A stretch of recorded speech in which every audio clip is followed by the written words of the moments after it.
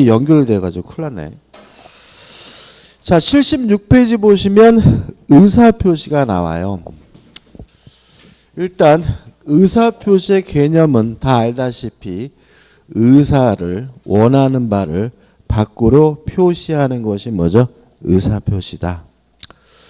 그 다음에 의사표시의 구성 요소 해가지고 복잡하게 나와 있는데 그냥 뭐 이런 얘기입니다.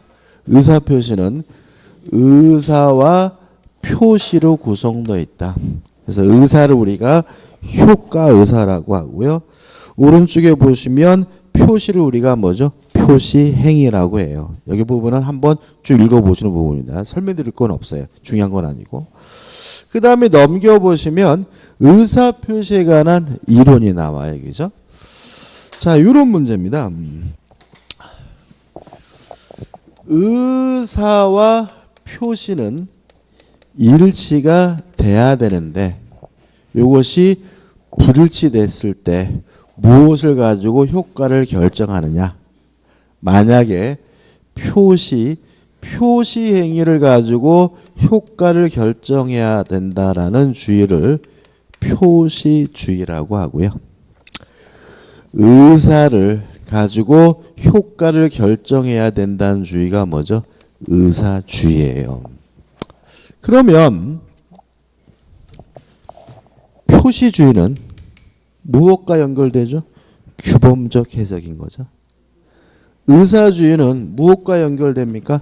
자연적 해석인 거죠. 그죠? 그죠? 그리고 끝났어. 그 다음에 무슨 해석이 원칙이라고요?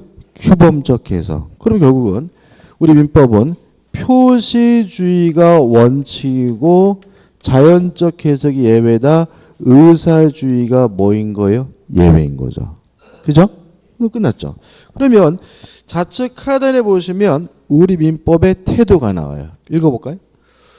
우리 민법은 내심적 효과의사와 표시행위가 일치하지 않는 경우에는 극단적으로 의사주의나 표시주의의 어느 한쪽에 치우치지 않고 지금 몇 페이지냐면 78페이지죠. 그죠? 78페이지 벌써. 다시 한번 읽어볼까요? 우리 민법은 내심적 효과의사와 표시행위가 일치하지 않는 경우에 극단적으로 의사주의나 표시주의의 어느 한쪽에 치우치지 않고 거래의 안전을 해치지 않는 한도 안에서 표의자의 진위를 존중하는 표시주의의 기본 절충주의를 취하고 있다. 이게 무슨 말이냐면 원칙이 뭐죠? 표시주의고 예외가 뭐죠? 의사주의다. 두 가지가 모두가 있으니까 뭐예요? 절충주의인데 뭐가 원칙이죠? 표시주의가. 그래서 표시주의의 기원 절충주의를 취하고 있습니다. 밑에 가족법상은 중요하지 않아요. 그죠? 그 다음 우측에 이제 의사표시의 불일치에서 뭐가 나오냐면 진이 아닌 의사표시가 나와요. 그죠? 자, 한번 생각해 보죠. 의사와 표시가 불일치되어 있대요. 예를 들어서 속으로는 10원짜리 하나 줄 마음이 없으면서 말로는 1억을 주겠다라고 얘기했어요. 뻔히 알면서 했어요. 이런 걸 우리가 뭐라 그러냐면 거짓말이라 그러죠. 뭐라 그래요? 거짓말. 그죠? 줄 마음도 없습니다. 내가 이러 줄까? 그래, 이러 줄게. 이런 거잖아요. 그죠? 이거 우리가 뭐죠? 거짓말. 그래서 우리는 지금 어디 왔냐면 거짓말에 관한 법적 효과를 공부하게 된 거예요. 그래서 타이틀을 보시면 진이 아닌이죠? 진이가 아닌이라는 말은 뭐예요? 거짓이죠. 그래서 뭐죠? 거짓 의사표시. 거짓말. 제발 좀 법 좀 개정했으면 좋겠어요. 그 진이 아니라는 말보다는 뭐예요? 거짓. 그러면 우리가 그냥 확 들어오는데 그냥 진이 아닌 그러니까 이게 뭐가 돼요? 무슨 당나라 말도 아니고 뭐죠? 막 이상한 말이 되는 거잖아요. 그죠? 그래서 뭐 우리는 지금 뭐 하겠다고요? 거짓말에 관한 효과를 뭐죠? 공부하게 된 거예요. 그죠? 그 다음에 이제 효과를 이미 알아요. 그죠? 자, 다시 한번 보자고요. 의사와 표시가 불일치됐으면 뭐랍니까? 법률행위 해석을 하게 되는데 원칙이 뭐죠? 규범적 해석이니까. 그죠? 표시된 데 이력을 줘야 되겠죠? 따라서 원칙이 뭐죠? 유효한 거죠. 다만 항상 규범적 해석인 것은 아니고 예외적으로 뭐예요? 자연적 해석을 해요. 언제요? 상대방이 알았거나 또는 알 수가 있었을 경우에는. 그러면 상대방이 알았거나 알 수 있었다는 이유로 무슨 해석을 해요? 자연적 해석을 하면 속마음대로 안 줘도 되는 거죠. 따라서 뭐가 되는 거죠? 무효가 되는 거죠. 그러면 똑같죠? 똑같잖아요.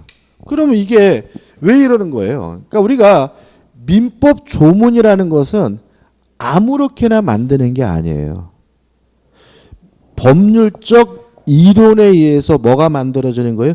민법 조문이 만들어지는 거거든요. 그래서 우리가 지금부터 공부할 107조, 108조, 109조까지는 요 법률행위 해석의 이론에 따라서 뭐죠? 민법 조문들이 만들어지고 있다는 거 유의하시기 바라고. 그래서 아까 시간에 시작할 때 한 요 부분이 뭐죠? 오늘 수업에 뭐죠? 하이라이트고 이게 시작인데 두 분이 지금 못 들으셔가지고 아주 제가 지금 막 마음이 그냥 불편해 죽겠어요. 그죠? 추가되는 건 뭐냐면 다만 무효를 가지고 선의의 제3자, 모르는 제3자에게 뭐 하지 못하냐면 대항하지 못한다는 것만 추가되는 거예요. 법조문 읽어볼게요. 107조 1항입니다. 의사표시는 표의자가 진이 아님을 알고 한 것이라도 그 유력이 있다. 원칙이 뭐죠? 유효다. 그러나 상대방이 표의자의 진이 아님을 알았거나 이를 알 수 있었을 경우에는 뭐죠? 무효로 한다.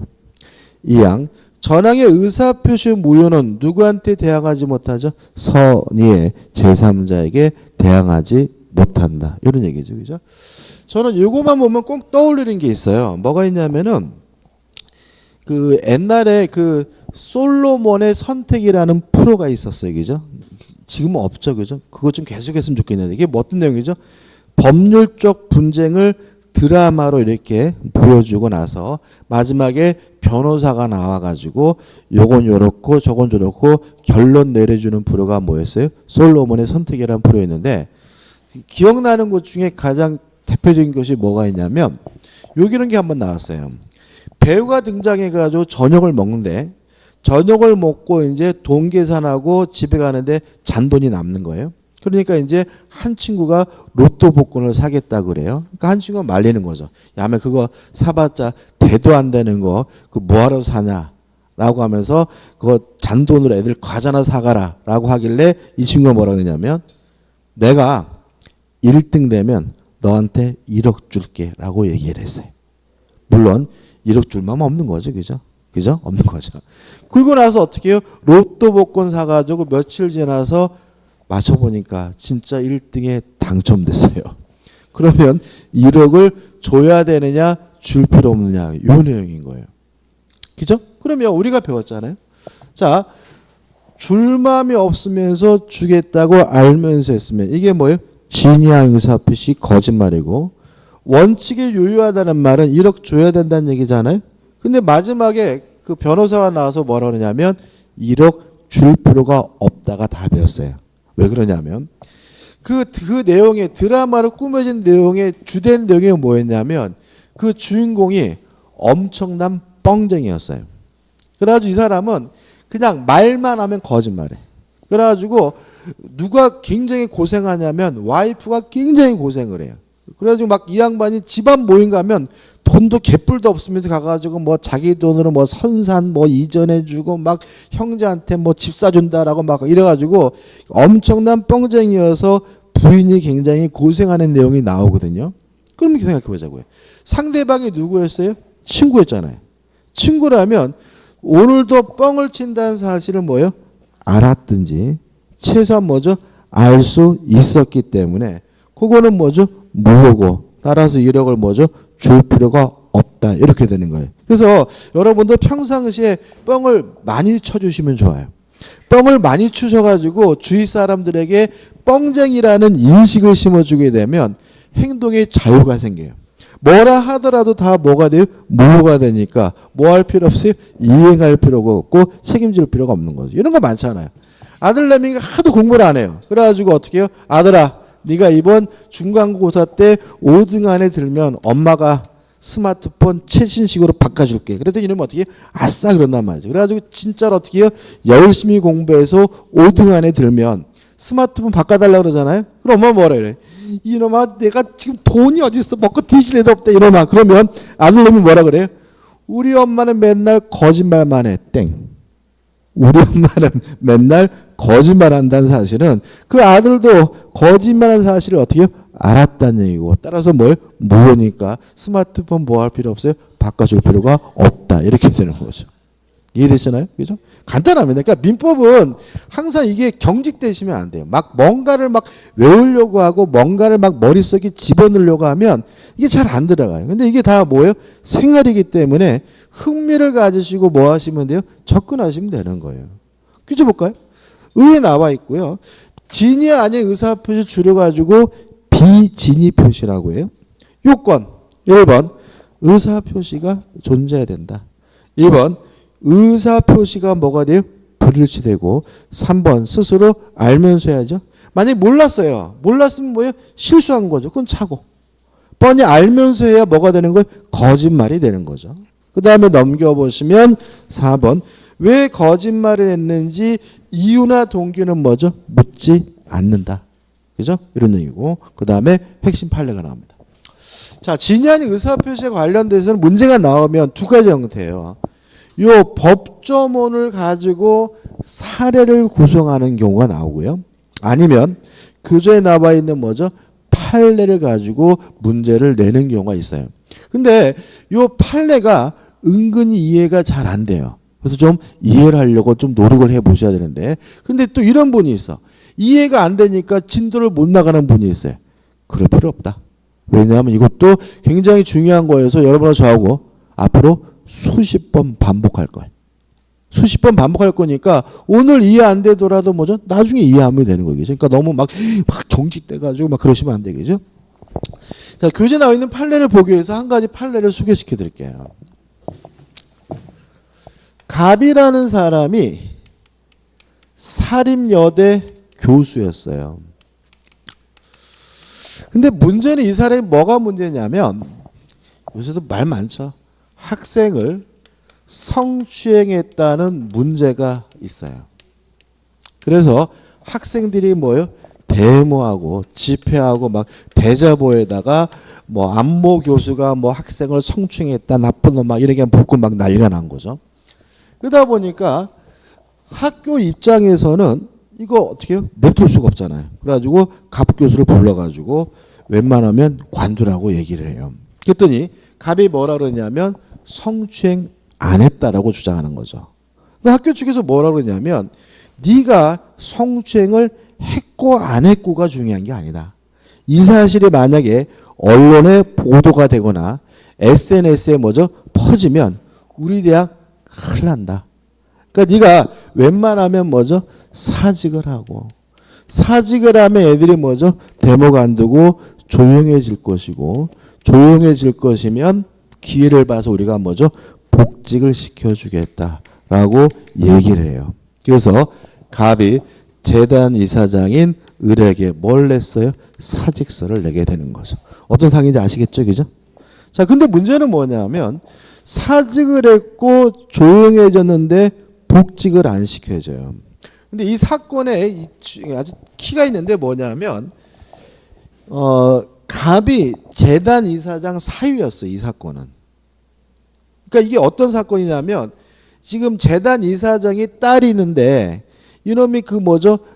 남친이라고 데려왔는데 인간 같지도 않지만 뭐예요? 결혼시켜가지고 뭐 한 거예요? 교수를 시켜놨더니 이놈이 여학생들 뭐죠? 뒷공무냐 쫓아다니고 막 난리가 난 거잖아요. 그죠? 그래가지고 얘가 사직서를 내자마자 이혼당했고요. 이혼당하니까 뭘 안 시켜줘요?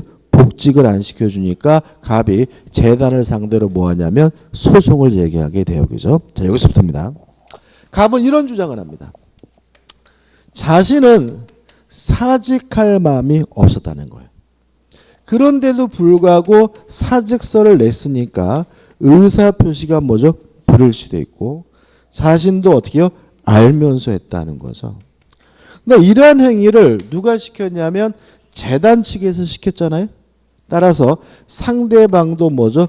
악이니까 상대방도 알고 있었으니까 사직서 제출 행위는 뭐죠? 무효고 따라서 자신을 복직시켜 달라고 주장하면서 뭘 했어요? 소송을 제기했어요. 여기까지 이해되시죠? 그죠? 자, 여기서부터 우리 법원은 요거를 받아들이지 않습니다. 왜냐하면 우리 법원은 갑이 진짜 진정으로 관둘 마음이 있느냐 없느냐 전체를 놓고 따지는 게 아닙니다. 전체를 놓고 따지는 것이 아니라 사직서를 낸다는 요 특정 행위로 범위를 좁혀서 따져봐야 된다는 것이 우리 판례 입장이에요. 다시 말하면 전체를 놓고 보면 갑의 주장이 맞아요. 그죠? 근데 요 사직서를 내는 행위만을 놓고 따져보면 을은 조용해질 때까지 사직할 마음으로 사직서를 낸 거니까 의사표시가 뭐가 되어 있냐면 합치되어 있어요. 따라서 요거는 뭐가 아니에요? 진이 아닌 의사표시가 아니고 아예 아니니까 상대방이 알았다는 이유로 뭐가 될 수는 없어요? 뭐가 될 수는 없다는 게 우리 판례 입장입니다. 다시 한 번 말씀드리면 진이 아닌 의사표시의 진이 의사는 진정으로 관둘 마음이 있느냐 없느냐 이런 문제가 아닙니다. 특정한 행위와 관련된 뭐예요? 진입니다. 그럼 교재 판례 읽어볼게요. 핵심 판례에서 1번입니다. 첫 번째 판례입니다. 비진이 의사표시 있어서 진이란 뭘 말한다고요?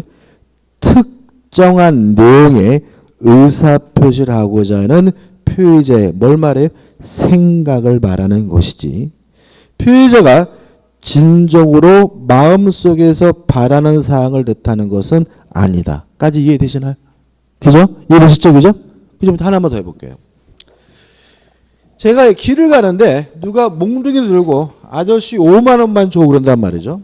그 말은 뭐예요? 안 주면 좁히겠다는 뜻이잖아요. 그래서 제가 두드려 맞을까 무서워서 5만 원을 줬어요. 이게 진이 아닌 의사표시냐 이거죠. 만약 이거를 진정으로 줄 마음이 없느냐 있느냐 이렇게 따지면 저는 줄 마음도 없이 줬으니까 뭐가 돼버려요? 진이 아닌 의사표시가 되는데 우리 판례에 따른다면 5만 원을 주는 그 행위로 범위를 어떻게 해요? 좁혀서 따져야 된다는 게 우리 판례 입장이에요. 따라서 저는 진정으로 줄 마음이 없었다 하더라도 5만 원을 줄 때는 5만 원을 준 마음으로 어떻게 해요? 준 거니까 의사표시가 뭐가 되어 있어요? 합치되어 있으니까 뭐는 아닌 거예요? 진이 아닌 의사표시는 아닌 거예요. 전체를 놓고 진정으로 줄 마음이 있느냐 없느냐 이렇게 따지는 게 아닙니다. 5만 원을 주는 그 행위로 범위를 뭐죠? 좁혀서 따져야 된다는 것이 우리 판례 입장이에요. 이해되시죠? 다시 한번 읽어볼게요. 처음부터. 비진이 의사표시에서 진이란 특정한 내용의 의사표시를 하고자 하는 표의자의 생각을 말하는 것이지 표의자가 진정으로 마음속에서 바라는 사항을 뜻하는 것은 아니라고 할 것이므로 이해되시죠? 계속 봅니다. 비록 재산을 강제로 뺏긴다는 것이 원고의 본심으로 잠재되어 있었다 하여도 원고가 강박에 의하여서나마 이 사건 증여하기로 하고 그에 따른 증여 의사표시란 이상 증여의 내심의 효과사가 결여된 것이라 할 수는 없을 것이다라는 말은 뭐가 아니란 얘기죠? 진이 아닌 의사표시가 아니란 얘기죠. 그래서 뒤에 나오는데 강박을 당했으면 강박을 이유로 취소할 수는 있어요. 그렇지만 이 자체가 뭐는 아니죠? 진위 아닌 의사표시는 아니라는 얘기입니다. 여기서 시험 문제 나오면 지금 제가 읽어드린 판례 원문 그대로 나와요. 어떻게 나오고 있어요? 진위 아닌 의사표시란 진정으로 마음속에서 바라는 바다 그럼 뭐죠? X. 진위 아닌 의사표시란 특정한 내용의 의사표시하고자 하는 보유자의 생각을 말한다. 그럼 뭐죠? O. 이렇게 되는 거죠. 이해되시죠? 그죠? 그 다음에 두 번째 판례. 이것도 중요한데. 이 판례는 이런 문제입니다. A라는 사립학교가 있었어요. 사립학교가 있었는데 이 A라는 사립학교가 은행으로부터 대출을 받으려고 하는데 대출 한도가 다 차가지고요. 대출을 받을 수가 없었어요. 이런 일이 벌어지는 이유는 사립학교법 때문에 그렇습니다. 그러니까 우리가 이런 문제입니다.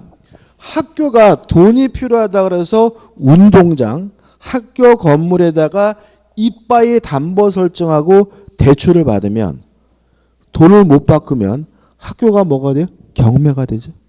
그러면 학생들이 뭐죠? 길거리에 나앉겠죠. 그럼 누구부터 잘려요? 교육부 장관부터 잘리죠. 그죠? 요즘에는 그죠? 그죠? 다시 말하면 그런 일이 벌어지면 안 되기 때문에 사립학교법에서는 대출을 받을 수 있는 한도를 엄격하게 뭐 하고 있어요? 제한을 하고 있어요. 이해되시죠? 근데 제한이 닫혀가지고 더 이상 뭐 받을 수 없어요? 대출을 받을 수가 없는 거예요. 근데 재밌는 거는 이 학교 안에 있는 교직원들, 선생님들은 또 대출이 잘 나오죠. 그죠? 그래서 교직원들을 내세워서 교직원들이 자신의 이름으로 뭘 한 거예요? 대출을 신청한 거죠. 그리고 이 대출금은 선생님들한테 간 것이 아니라 학교로 다 갔고요. 그동안 원금도 이자도 다 뭐가 내고 있냐면 학교가 내고 있었는데 문제는 학교가 없어져 버렸어요. 그러는 바람에 은행은 돈 받을 데가 없으니까 누구를 상대로? 교직원을 상대로 돈을 갚으라고 뭘 제기했어요? 소송을 제기했어요. 어떤 상황인지 아시겠죠? 자, 교직원들은 이런 주장을 합니다. 자신들은 대출을 신청할 마음이 없이 신청했으니까 의사표시가 뭐가 됐어요? 불일치됐고, 물론 자신들도 어떻게 해요?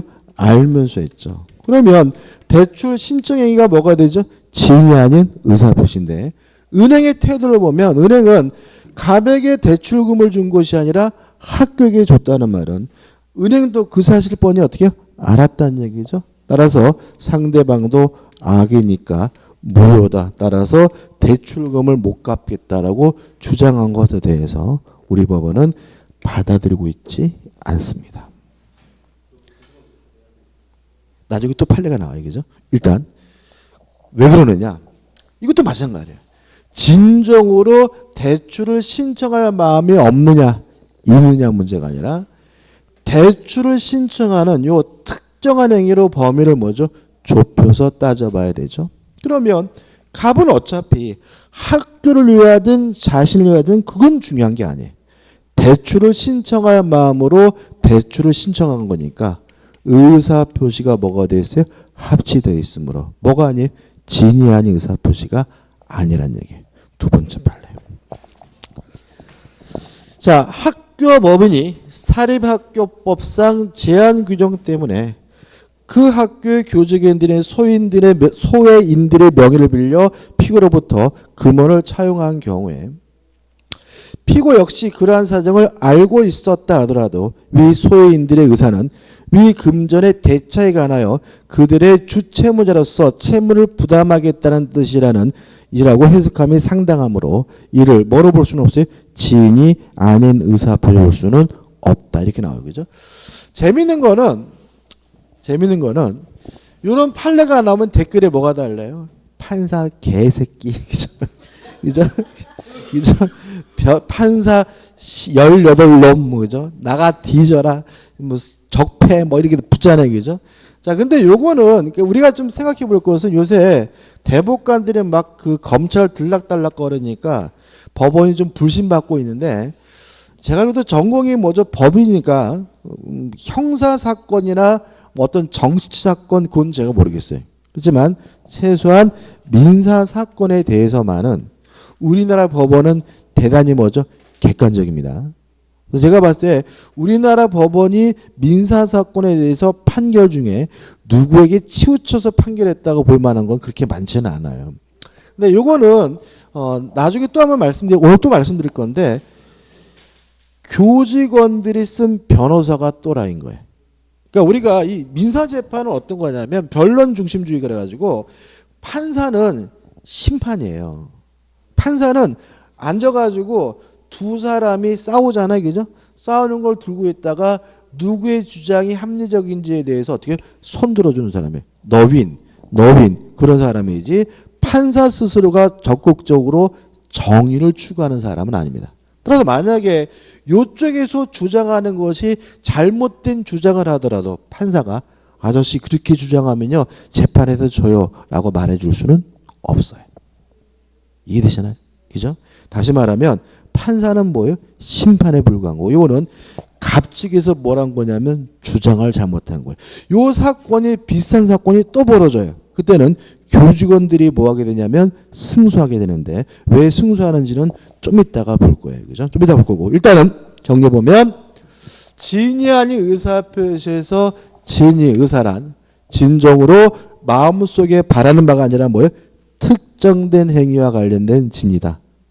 따라서 강박을 당했으면 강박을 이유로 뭐 할 수 있어요? 취소할 수 있을지언정 요 자체가 뭐는 아니에요? 진위 아닌 의사표시는 아니다. 그죠?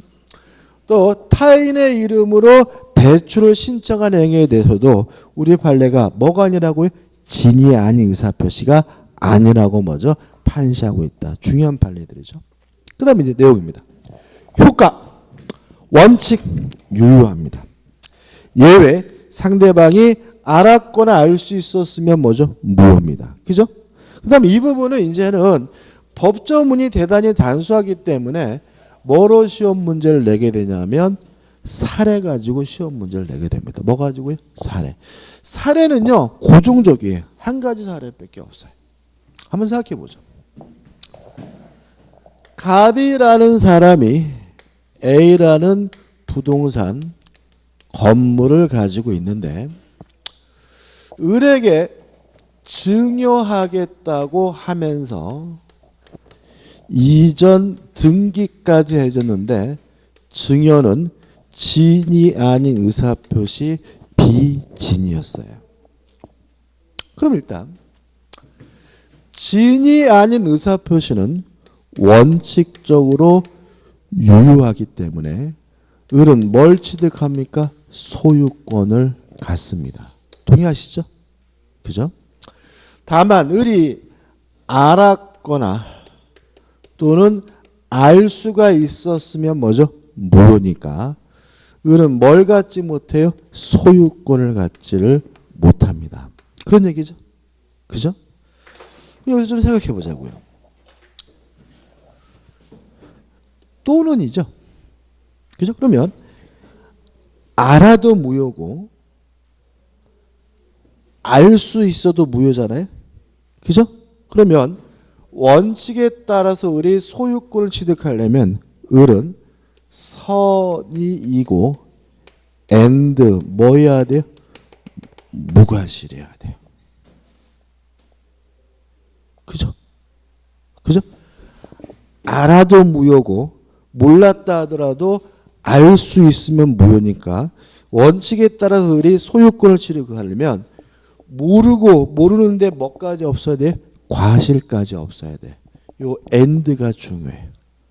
선이고 무과실어야 을은 뭘 갖게 돼요? 소유권을 갖게 되는 겁니다. 그럼 여기서 의문이 생깁니다. 원칙이 더 어렵잖아요. 원칙이 경우의 수가 좁잖아요. 근데 이것을 왜 원칙이라고 하느냐? 원칙적으로 유효한 이유는 뭐냐면 상대방인 을은 선이이고 무과실임을 추정받는다는 의미입니다. 따라서 을 스스로가 자신이 선이이고 무과실임을 뭐 할 필요 없어요? 입증할 필요가 없습니다. 원칙이 뭐니까요? 유효니까. 갑이 이 물건을 돌려받으려면 을이 알았거나 또는 알 수 있었다는 사실을 뭘 해야지만요? 입증을 해야지만 돌려받을 수 있다는 의미에서 원칙이 뭐죠? 유효고 예외가 뭐죠? 무효인 겁니다. 이해되시죠? 이것도 고시어 보셔야 돼. 이것도 시험은 아주 잘 나와요. 엔드 또는 중요합니다. 그 다음 우리 자기 앞에 등기된 것을 기하로요. 병한테 팔아먹고 병한테 이전 등기를 해줬어요. 그럼 병을 우리가 뭐죠? 제3자라고 한단 말이죠. 만약 을이 원칙에 따라서 소유권을 취득했다면 짓고 지가 팔아먹은 거죠. 그죠? 따라서 이때는 병은 선이든 악이든 묻지 않고 항상 뭘 갖게 돼요? 소유권을 가져요. 근데 을이 알았거나 알 수 있다는 이유로 소유권이 없는데도 병한테 팔아먹으면 병은 선이여야지만 소유권을 갖고요. 악이면 뭘 갖지 못해요? 소유권을 갖지 못해요. 왜냐하면 지인이 아닌 의사표시가 무효인 경우에는 누구한테 대항하지 못해요? 선의의 제3자에게 뭐 하지 못해요? 대항하지 못하니까요. 까집니다. 이것도 처음에 들으면 왠지 막 복잡한 것 같지만 어렵지 않습니다. 이것도 수십 번 반복할 때니까 걱정하지 마시고 이 정도입니다. 그죠? 그 다음 우측에 보시면 이제 상단에 뭐가 나오냐면 판례가 나와요. 판례. 이 판례는 어떤 얘기냐면 이런 문제입니다. 근로기준법상 1년 이상 근속을 하게 되면 근로자에게 뭘 줘야 되냐면 퇴직금을 줘야 되죠. 그죠? 1년 이상은. 그러다 보니까 사업주 입장에서는 1년이 넘으면 안 돼요. 그래서 어떤 일을 벌였냐면 요 이점에서 입사를 했어요. 1년이 되기 직전에 예를 들어서 한 11개월쯤 되면 일괄에서 뭘 받았어요? 사직서를 받았어요. 그러고 나서 뭐죠? 재입사를 하고 또 1년이 넘으면 안 되니까 또 11개월쯤 되면 뭘 했어요? 일괄에서 뭐죠? 사직서를 받고 어떻게 해요? 재입사하고 이런 형태를 취했어요. 이게 실제로 많이 벌어집니다. 그러니까 쉽게 말하면 11개월쯤 되면 안내방송 나오는 거죠. 자, 총무부에서 안내드립니다. 오늘은 사직서를 내야 되는 날이니 한 번도 빠짐없이 사직서를 내지. 우술래 진짜로 이런 일이 벌어져요. 내주시기 바랍니다. 그럼 어떻게 해요? 사직서를 내고 다음날 뭐예요? 정살 충고라고 이런 일인 거예요. 그죠? 그럼 한번 생각해 보자고요. 자, 근로자들 사직할 마음이 있어요? 없어요? 없죠. 명백히 이거는. 왜? 다음날 정살 충고죠. 그런데도 불구하고 뭐죠? 사직서를 내니까 명백히 뭐예요? 의사표시가 부를지도 있고 물론 근로자들도 뭐죠? 알면서 하는 거죠. 따라서 뭐예요? 진이 아닌 의사표시인 거예요. 이거는. 그죠? 사직서를 내는 행위 자체만 놓고 보더라도 사직할 마음이 없이 뭘 낸 거예요? 사직서를 낸 거잖아요. 그 다음에 진이 아닌 의사표시를 원칙적으로 어떻게 해요? 유효하지만 상대방이 악이면 무효잖아요. 근데 누가 시켰어요? 회사가. 상대방이 뭐죠? 악이죠. 따라서 이 사직서 제출 행위는 진이 아닌 의사표시로 싹 뭐예요? 무효인 것이니까 이 근로자들은 계속해서 뭐 한 거예요? 근속한 것이고요. 따라서 회사는 퇴직금을 정상적으로 뭐예요? 지급해야 된다는 판례. 이해되시죠? 그죠? 그러니까 이게 보시면 민법이 또 어떤 특징이 있냐면 아무짝에도 쓸모없는 것 같은 이 규정들이 사건에 적용이 되면 또 뭐 어떻게 해요? 결론을 뭐죠? 도출해내는 게 또 은근히 또 신기하고 또 재밌기도 해요. 자, 우측에 판례 한번 읽어볼게요.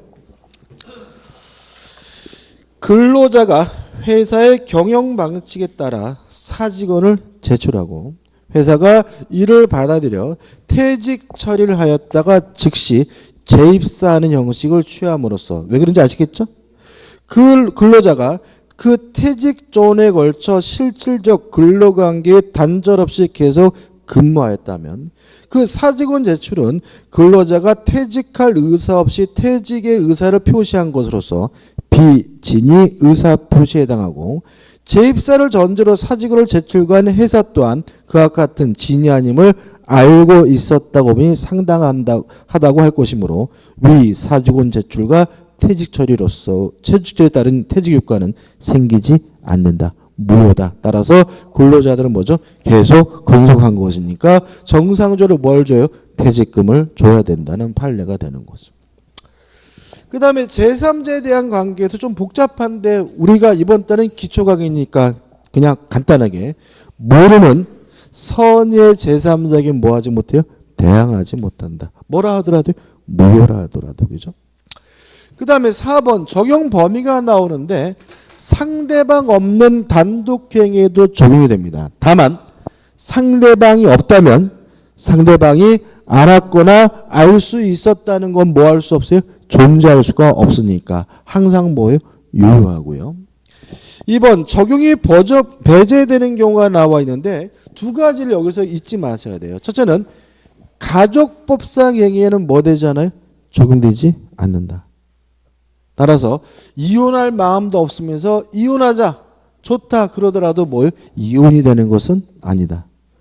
두 번째, 자 제가 여기서 설명드릴 때 사립여대 교수라고 적었어요. 그죠? 왜 그러냐면 국립대학 교수는 달라요. 자 우리는 민법은 개인과 개인 간의 관계의 규율하는 사법입니다. 국가와 개인 간의 공법적 영역에 대해서는 민법이 뭐 되지 않아요? 적용되지 않아요. 만약 이 사람이 국립대학 교수라면 신분이 뭐예요? 공무원이고 사직서 제출 행위는 공법상 행위가 되는 거죠. 그죠? 공무원은 누구에게 사직서를 내는 거예요? 국가에게. 따라서 공무원의 사직서 제출 행위에 대해서는 민법 규정이 뭐 되지 않습니까? 적용되지 않습니다. 이해되시죠? 그래서 한 장을 넘겨보시면 판례가 그렇게 복잡하게 나와있죠. 앞에 내용만 보시면 이렇게 나왔잖아요. 일괄 사표를 제출하였다가 선별 수리한 형식으로 의원 면직되었다가 하더라도 공무원들이죠. 그러면 신분이 뭐예요? 공무원이니까 이 사람에 대해서는 뭐가 적용되지 않아요? 민법 규정이 적용되지 않고 따라서 공무원의 사직서 제출 행위는 뭐일 수가 없는 거죠? 지인이 아닌 의사표일 수가 없습니다. 공무원의 사직서 제출 행위는 지인이 아닌 의사표시로서 뭐가 될 수 없어요? 뭐가 될 수는 없다는 판례도 은근히 잘 나옵니다. 그 다음에 대표해제예요. 대표해제는 뭐죠? 요 사례예요. 요 사례인데 우리가 이제 제가 사례를 설명드릴 때 될 수 있으면 사례도 함께 기억해 두세요. 어차피 민법에서 시험 문제가 올해도 특히 사례가 많이 나왔는데 그 사례들은 새로운 사례가 나오는 것이 아니라 수업 시간에 설명드린 사례가 나오는 거예요. 뭐가 나온다고요? 수업 시간에 설명드린 사례. 그렇기 때문에 이렇게 문제가 나와도 거짓 뭐예요? 긴장할 필요는 없다. 한번 보자고요. 갑은 증여 의사도 없이 을에게 자기 소유 부동산을 증여하기로 약속한 후 그 이행을 을에게 위 부동산의 소유권을 이전해 주었다. 다음 설명 중 옳은 거죠. 그러면 요 사례이면 알 수 있죠? 그죠? 자 그럼 보자고요. 1번 갑에게는 진정한 의사가 없으므로 위 계약은 을의 선의 악의에 관계없이 무효이다. X. 진이 아닌 의사표시는 원칙이 뭐하죠? 유효하죠. 원칙이 유효죠. 원칙이 뭐예요? 유효죠. 2번 을이 계약 체결 시에 갑에게 증여 의사가 없음을 모른 경우에는 증여 계약은 유효하므로 X. 자, 왜 X냐면 원칙에 따라서 유효하려면 을은 뭐 해야 돼요? 선의이고 and 어떻게 해요? 무과실해야 돼요. 모르고 모르는데 뭐까지 있어야 돼요? 무과실까지 있어야 돼요. 따라서 모른다는 이유만으로 뭐는 아니에요? 유효한 것은 아니에요. 따라서 2번도 뭐예요? X. 이 and 또는 중요해요. 3번 을이 계약 체결 시에 갑에게 증여 의사가 없음을 알았더라도 증여 계약은 유효하므로 X죠? 알았으면 뭐죠? 무효입니다. 4번 을이 계약 체결 시에 주의를 다했더라면 갑에게 증여 의사가 없음을 알 수 있었을 경우 이게 뭐죠? 과실이죠. 그죠? 과실이 뭐라고요? 알 수 있는데 모르는 거잖아요. 따라서 알 수 있었다. 과실이 있으면 뭐죠? 무효니까. 알 수 있었을 경우에도 증여 기간 유효함으로 X죠. 5번 을이 이러한 사정을 전혀 모르는 제3자 병에게 위부동산을 전매했어요. 자, 그럼 보자고요. 지금 병이 전혀 모른대요. 병이 뭐래요? 선이래요. 그러면 유효래도 당연히 뭘 가져요? 소유권을 갖고, 무효래도 병은 뭘 가진 거죠? 소유권을 갖는 거죠. 따라서 병의 입장에서는 병이 만약에 선이라면 무효인지 유효인지 뭐 할 필요도 없어요? 따질 필요도 없는 거예요. 병은 항상 뭘 갖게 돼요? 소유권을 갖게 되고, 이유는 무효라 하더라도 누구한테 대항하지 못해요? 선의 제3자에게 대항하지 못하니까요. 따라서 전혀 모르는 제3자 병에게 위부동산을 전매한 경우에 갑은 증여의 무효를 주장하여 병에 대하여 소유권 이전 등기의 말소를 청구할 수 없다. 맞는 얘기죠. 답은 5번입니다. 그죠? 아주 기본적인 문제고요. 요거 가지고 어떻게 조금씩 변형을 해서 실제 문제가 나오고 있는 거니까 좀 곱씹어 보실 필요가 있습니다. 여기까지고 좀 쉬었다가 통정허위 표시를 보도록 하겠습니다.